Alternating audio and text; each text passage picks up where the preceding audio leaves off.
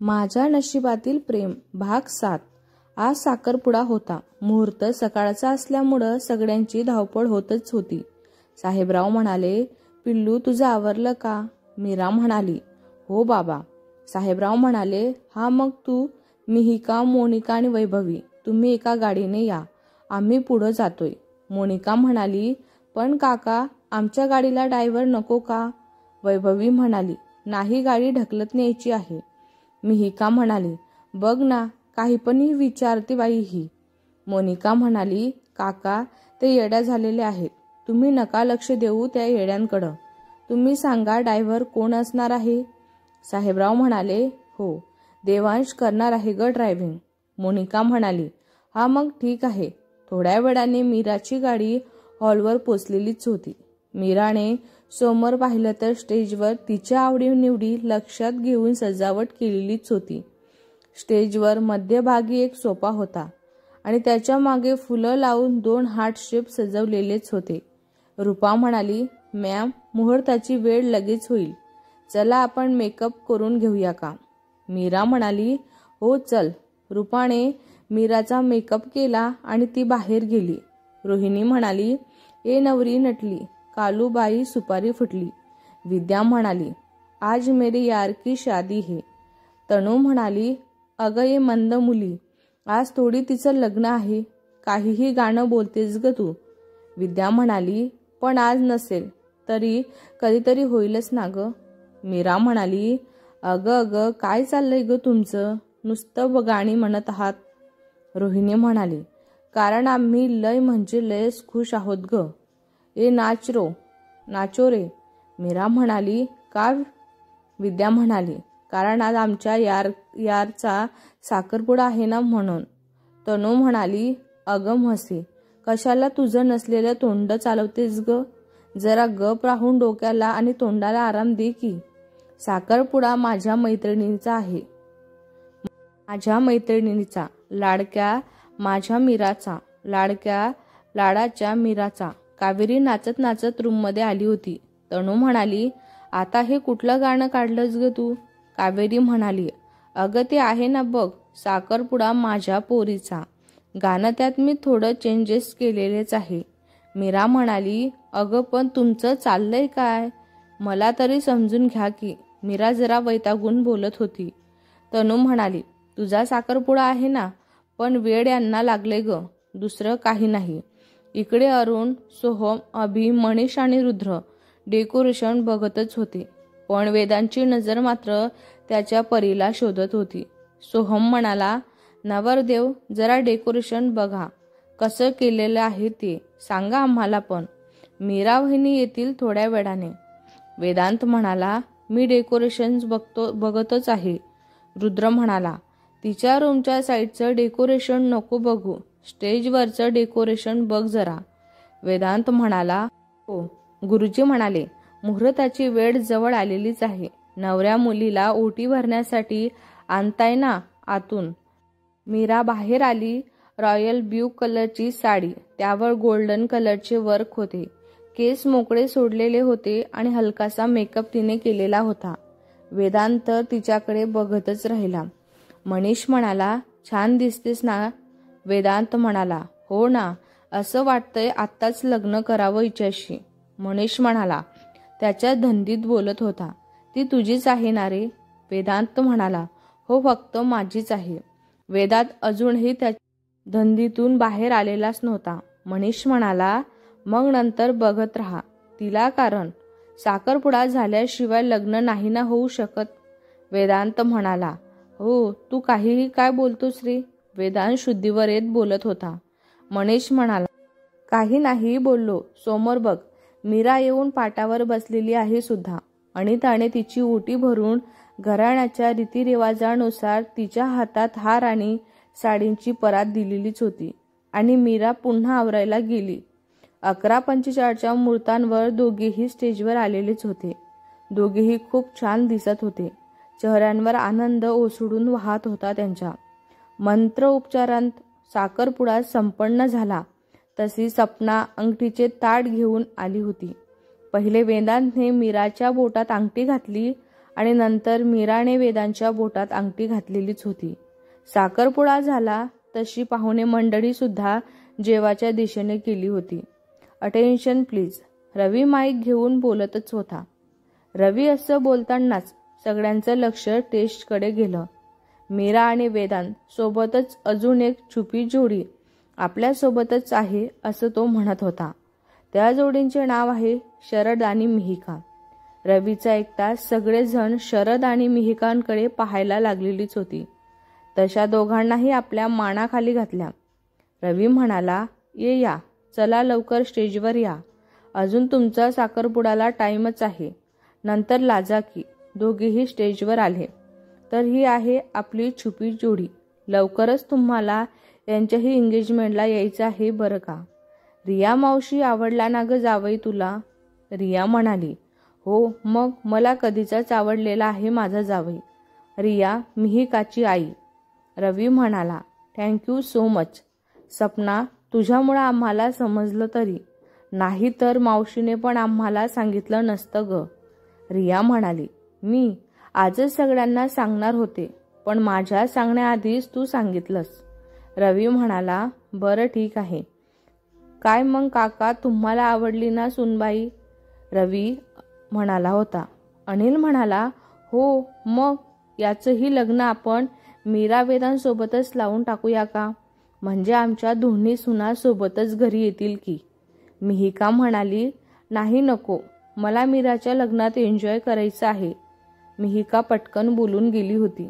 अनिल म्हणाला, आमच्या छोट्या सुनबाईंना मान्य नाही, मग त्या जेव्हा सांगतील तेव्हा आपण लग्न करूयात की. पण आता आमच्या मोठ्या सुनबाईंना भूक लागलेली आहे, त्यामुळं आधी जेवण करून घेऊया आपण. चला सगळेजण जेवण करायला. तसे सगळेजण जेवण करायला निघून गेले. व्हेज नॉनव्हेज दोन्ही प्रकारचेच होते जेवण. अनिता म्हणाली, चल मीला, आता नाव घेऊन वेदांतला काहीतरी भरव बाई. मीरा म्हणाली, आता नाही म्हणजे ते तर लग्नात घेतात ना नाव वगैरे. मी आता मला माहिती नाही. अनिता म्हणाली, असं काही नाही, लग्नात तर घ्यावंच लागतं ग, पण आताही घ्यावंच लागणार आहे तुला नाव. मीरा म्हणाली, आत्ता मी नाव घेण्याची प्रॅक्टिस वगैरे नाही केली ना. हो वहिनी. अनिता म्हणाली, अगं प्रयत्न तर कर ना, जमेल की तुला. मीरा म्हणाली, बरं पण चुकलं तर हसायला नाही पाहिजे माझ्यावर. सोना म्हणाली, कोणी नाही हसणार ग, घे तू नाव. मीरा म्हणाली, दोन जीवाचे मिलन जणू षटजन्मांच्या गाठी. वेदांचं नाव घेते तुमच्या आग्रहांसाठी. विशाखा म्हणाली, अरे वा, छान जमलं बघ तुला नाव. आता वेदांत तू पण घ्या वेदांत नाव. वेदांत म्हणाला, आई मी पण का? आता तिने घेतलं ना ग. विशाखा म्हणाली, मीरा बघ, आज वेदांत तुला उपाशीच ठेवेल बघ. अमित म्हणाला, हो ना, बिचारीचा चेहरा सुद्धा उतरला बघ ना किती. जाऊ दे, तू नको ग टेन्शन घेऊ. राहिला तर राहिलं उपाशी, नको टेन्शन घेऊ. वेदांत म्हणाला, नाही नको, मी घेते ना नाव, कशाला उपाशी राहील ती. नीट ऐका. हो हो, सगळेजण वेदांतला म्हणत होते. निळ्या निळ्या आकाशात चमचमणारे तारे, मीराचं नाव घेतो लक्ष द्या सारे. शरद म्हणाला, मग तुम्हाला काय वाटलं? माझ्या बाईला सगळं जमतं, बघा त्याने किती छान नाव घेतलंय. सपना म्हणाली, अरे आता तुम्ही एकमेकांना घास भरवा आणि आम्हाला सुद्धा जेवण करू द्या. वैष्णवी म्हणाली, हो होय, लय भूक लागलेली आहे मला. मनीष म्हणाला, तुला कधी नाही लागत ग भूक. आत्या म्हणाली, ए शांत बसा तुम्ही दोघं. मीरा एक घास भरव वेदांतला. मीराने वेदांतला गुलाबजामुन भरवला आणि वेदांतने तिला जिलेबी भरवली आणि सगळ्यांनी जेवायला सुरुवात केलीच होती. जेवण झाल्यानंतर थोडा वेळ फोटोशूट झाला. एंगेजमेंटला वेदांतच्या कंपनीतल्या काही स्टाफ सुद्धा आलेलाच होता तिथे आणि वेदांत त्यांची मीराला ओळख करून देत होता. कोमल म्हणाली, congratulations both of you. Vedant म्हणाला, मीरा ही कोमल माझी सिक्युरिटी आहे ग. मीरा म्हणाली, ओ हो, नाईस टू मीट यू. कोमल म्हणाली, थँक्यू मॅम. सगळे गप्पा मारत बसलेलेच होते. अनिल म्हणाला, मस्त झाला ना आजचा प्रोग्राम. विशाखा म्हणाली, हो ना, सगळे नातेवाईक मीराचं कौतुक करत होते. शरद म्हणाला, आई वहिनीचं कौतुक करत होते की तुझ्या सुनेचं. अरुण म्हणाला.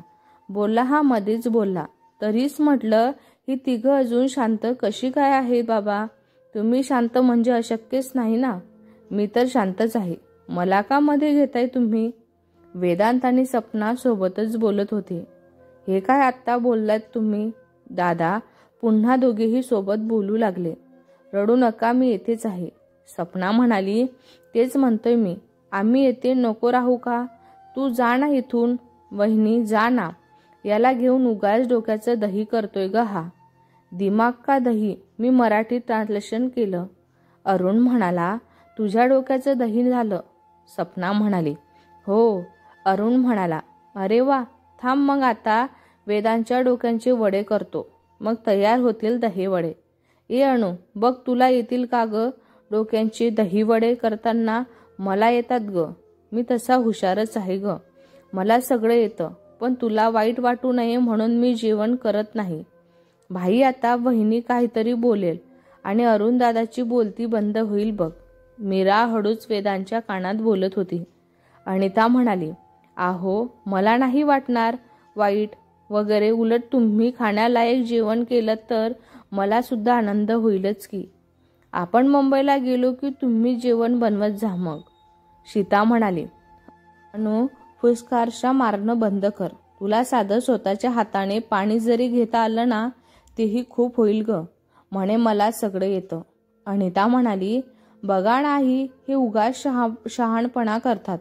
अरुण म्हणाला. मामी नातेवाईक काय म्हणत होते. मीराला पाहून लगेच विषय बदलला. शरद म्हणाला.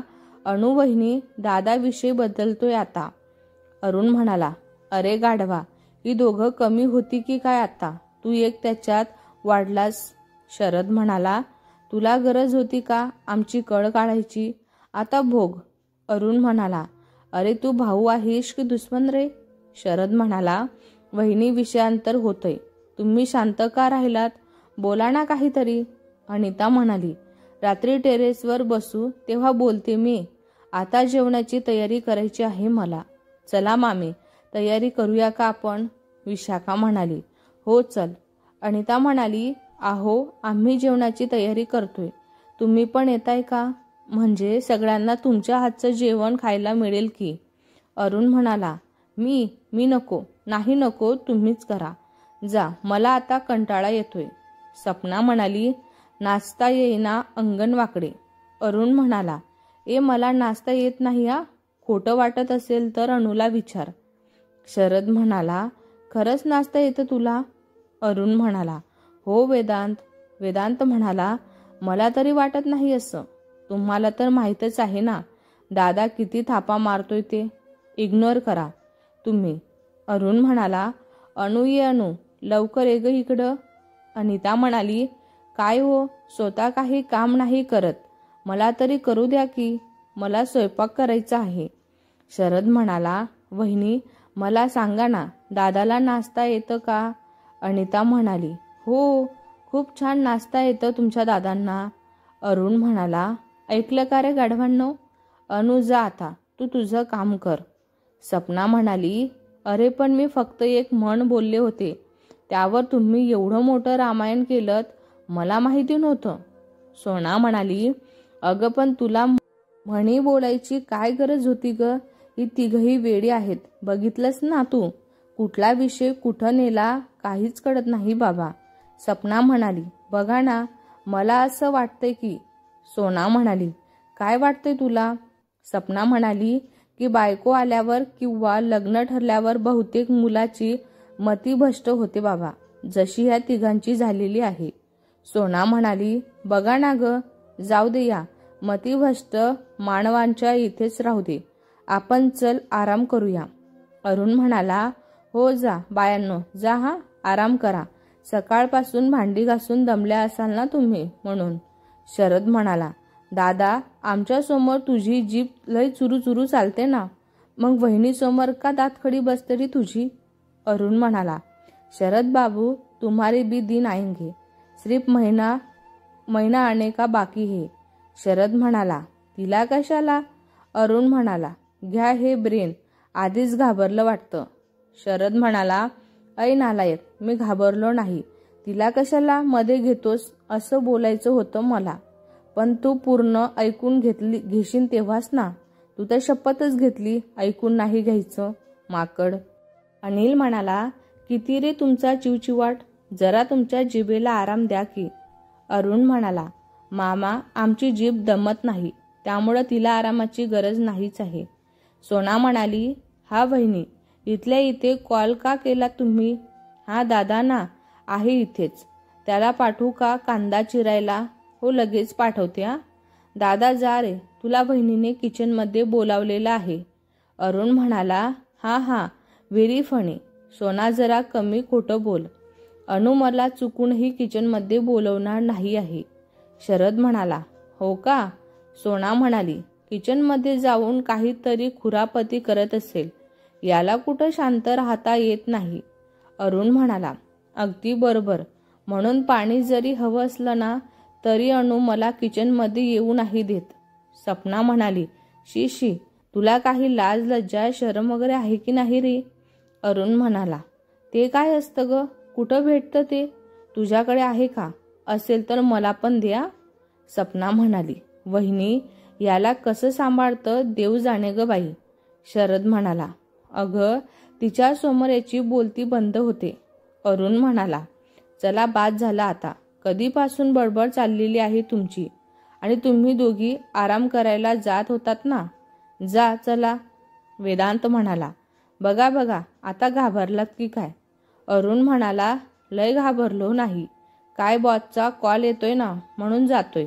आता रूममध्ये.